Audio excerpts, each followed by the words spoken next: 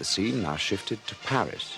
The French capital was privileged to host the Peace Conference. The eyes of the entire world were turned towards this city, which was celebrating victory. The atmosphere was saturated with great hope.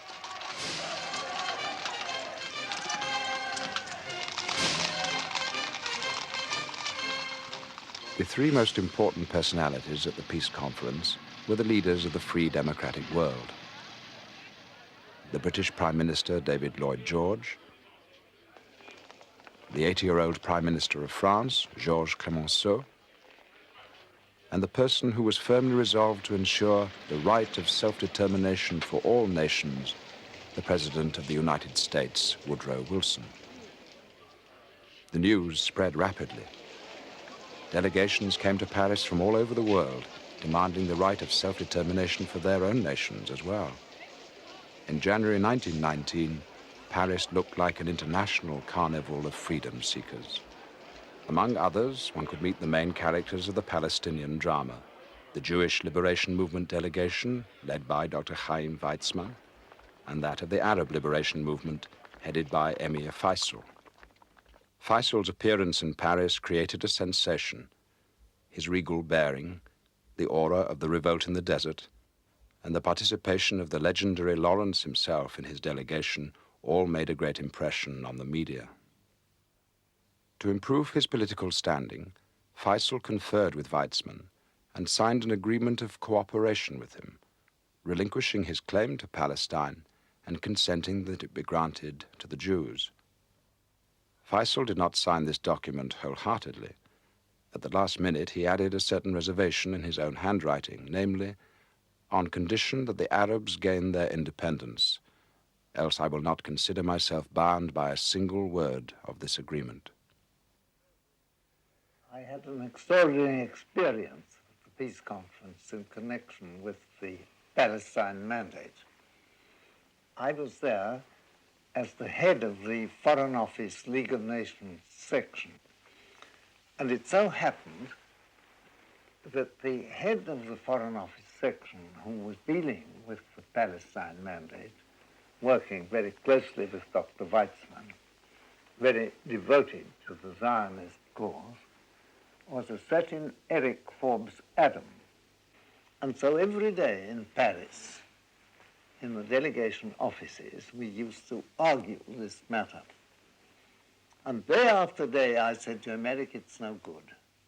I just don't believe it can work. I don't believe you can take a lot of people into somebody else's country without creating troubles of every possible description.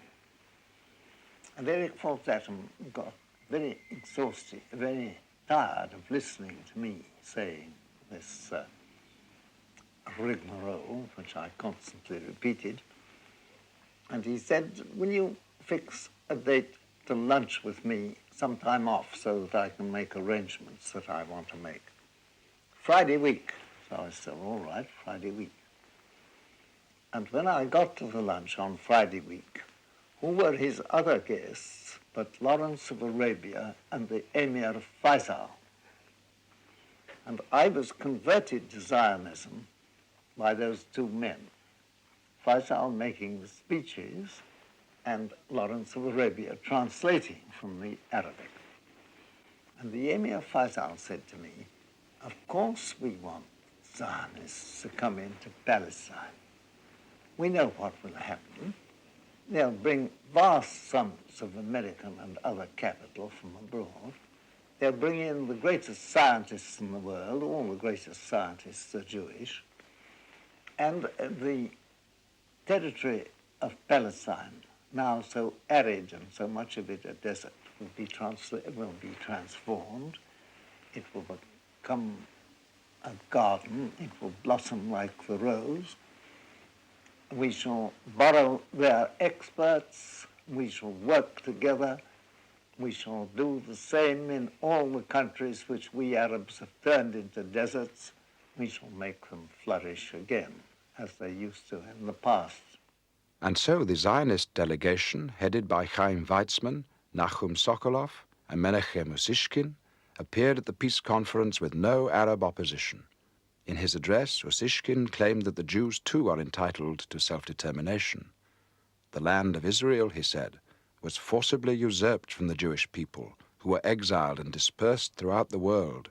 And now I, the descendant of those exiles, come before you and demand that our stolen historic homeland be returned to us. The agreement between Faisal and Weizmann was never put to the test.